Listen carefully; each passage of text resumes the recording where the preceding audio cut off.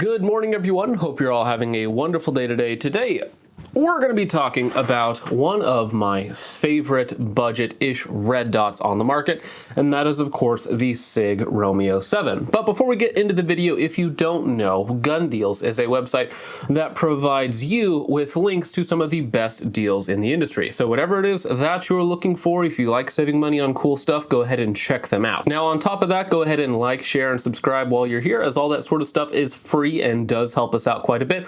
Also, go ahead and comment literally anything down below. Now, full disclosure on the Sig Romeo7 is that I have absolutely no affiliation with Sig whatsoever. I purchased this full price from Optics Planet. It was on sale. This is the Optics Planet modification, which comes in a very nice FDE. I believe I paid for it on sale $170. Usually the Sig Romeo7 is anywhere from like $170 to $220 depending on price and sales and stuff like that. The Optics Planet mod is usually in the higher category, $200 to $220. Again, I just happened to pick it up while it was on sale because it is one of my favorite, if not my favorite, budget red dot. And it should be noted that on my personal channel, I do have a sponsorship / affiliation with Optics Planet, but Gun Deals has no affiliation with them whatsoever for this review, and we don't have any relationship at all with Sig. Now, that being said, the most important thing about the Sig Romeo7 FDE, the Opmod version or the Opmod version, is that it looks cool. That's the most important thing about the FDE version. So if you're interested in picking one up for looking cool, that is absolutely the biggest selling point. But now let's go ahead and get into some of the boring basics on the Sig Romeo7. So as you can probably tell, it is a very large 30mm body. What that means is that you get a much larger viewing window. Now, that's not really a necessary performance increase in terms of window size. More often than not, it is a preference. I personally prefer larger windows. Does it actually inhibit my performance on a smaller 20mm window? Not really, but for me personally, again, I do just like larger windows, and I know a lot of other people do. Now, the Sig Romeo7 is kind of based off the Aimpoint Comp M4. This is kind of a Cope M4, if you will, so it shares a lot of characteristics with that optic for about a quarter the cost. Now, nice thing about that is it does actually share mounts with the Comp M4, so there are a plethora of aftermarket mounts that you can get that will fit your Sig Romeo7, and we'll go over the setup on this one specifically a little bit later on. Now, the optic itself is just under 5 inches long, which for a red dot is very long. It is a big, chunky red dot for sure. Now, standard, the Sig Romeo7 comes with both a low mount and a lower 1/3 QD mount. The low mount is not QD, and of course the lower 1/3 is QD. Depending on whether or not you're a fan of QD mounts or not, that could be an issue. However, they do again make aftermarket risers for the low mount, so you can put your Sig Romeo7 at whatever height that you want. Now, with that additional length and girth, you are of course getting a heavier red dot. This one comes in with the standard mounts at 12.5 ounces, and of course if you start adding in taller and taller risers, you're going to be adding to that weight just a little bit. The body itself is 6061 T6 aluminum, hard coat anodized, very nice. This one here of course comes in the Optics Planet FDE, which again looks really cool. On the side, we have a side loading front facing battery tray. It is a single AA battery, which for me personally is awesome because they're very cheap and very easy to source.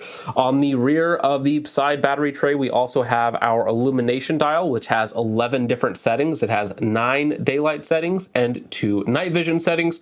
However, the night vision performance on the Romeo7 is going to be far below what you're going to find on much nicer optics, Aimpoints, EOTechs, Vortex AMGs, and so on and so forth. We also have capped windage and elevation turrets. Now, the caps themselves are captured via these annoying rubber grommets. Yes, they are more secure because of course they are captured, but they're more annoying to get on and off. Again, just a very minor thing. Very nice thing about the caps though, they are nicely knurled, and when you flip them over, you can use the caps themselves to adjust windage or elevation, or literally anything you can fit in the flathead screwdriver-esque shape of the turrets themselves, whether that's the edge of a bullet or edge of a case rim or something else you can find laying around. They are very easy to adjust. Adjustments themselves are half MOA. Last thing that we have in the box itself are these fairly decent standard flip caps that you can throw away if you don't use them, or leave them on until they inevitably get broken or fall off and lost. Now on my own channel, I've already reviewed a standard Romeo 7 with great success. My experience with it has been very, very good. That optic passed through a double drop test and at this point many thousands of rounds without a single issue. Now the battery life on the Sig Romeo 7 is also excellent, rated at 50,000 hours at a medium setting. However, it is also paired with Sig's MOTAC, which is their motion activation, which means that anytime you are not moving the optic, it will turn off. Anytime you are moving it, it will automatically turn on. I have used dozens of Sig Romeo style optics, their budget and nicer optics at this point. Without fail, the MOTAC has been perfect 100% of the time. I have never had it not turn on or not turn off. And as of yet, I have only ever had one battery die in my original Sig Romeo 5. And I posted that video a long time ago at this point and did horrible, horrible things to that optic. But with the 50,000 hours of battery life combined with MOTAC, you're getting a battery life that is essentially infinite, or as long as the physical battery itself can actually hold the charge, because of course that 50,000 hours of use time in real world, let's say it's 10,000 hours of use time, that's 10,000 hours of using the gun, of moving with the gun, not 10,000 hours of it sitting in your safe or on the shelf somewhere. So the battery life on all of Sig's red dots is excellent. Now, personally, there are a lot of advantages for me on having a larger 30mm size window and body. The first one is, of course, you're getting that bigger viewing window, which again, for me, is just a personal preference thing. Also, on top of that, it means that it's easier to get behind in more odd circumstances, odd positions, that sort of thing. Or if you're wearing like a gas mask, it makes it much easier to use this much bigger red dot, because of course with that 30mm window, you get like 2.5 times the size or the viewing surface that you would on a 20mm window, because of course that's how circles work. It makes the Sig Romeo 7 much easier and much more pleasurable to use when you're not just sitting there static, when you're actually moving in between targets, when you're transitioning, when you're on the ground, when you're on the hood of a car, when you're inside of a car.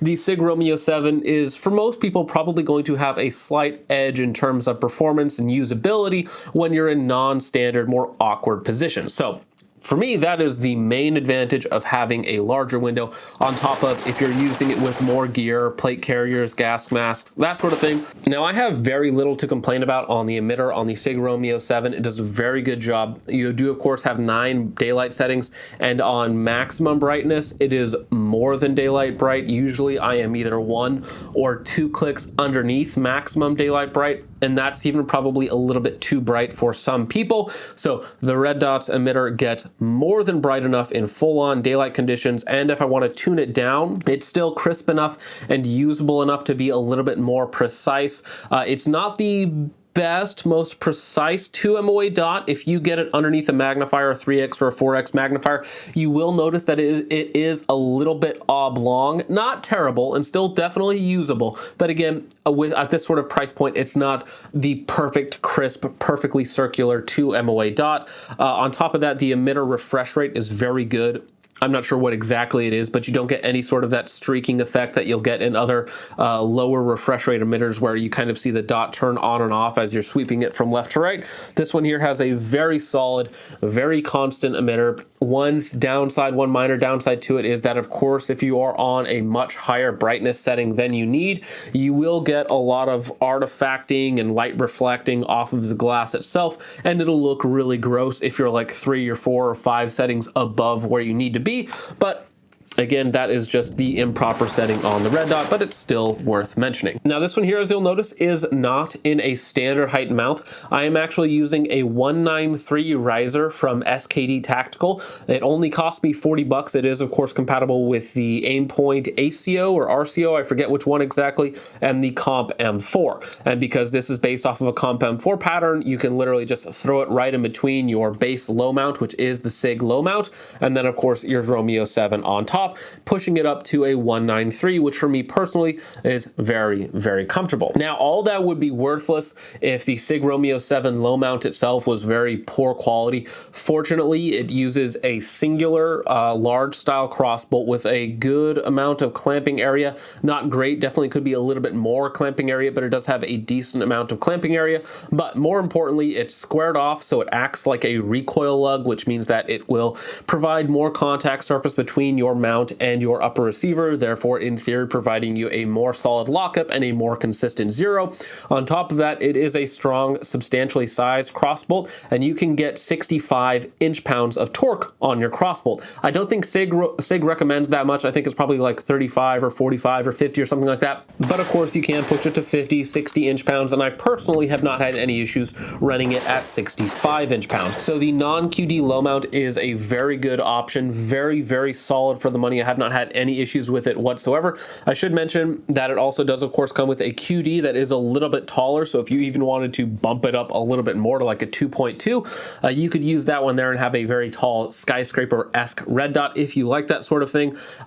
The Cutie Lever is a little bit different. It does, of course, have a lock on it, and then it torques down from the other side. So it's a lot more difficult to figure out what sort of inch-pounds of torque you're actually getting on the rail. However, when I did the drop test on my original Romeo 7, just the black one, with the Cutie mount, it did, of course, still hold zero perfectly, so I don't have any qualms about that mount either. Personally, when I put a red dot on a gun, I'm kind of half and half between QDs and non-QD mounts. I'm totally fine either way. So on this one here, stick it on there, torque it down to the appropriate setting, and you're good to go. Now, it's not all sunshine and rainbows though. There are two very obvious downsides on the Sig Romeo 7, and those are going to be size and weight.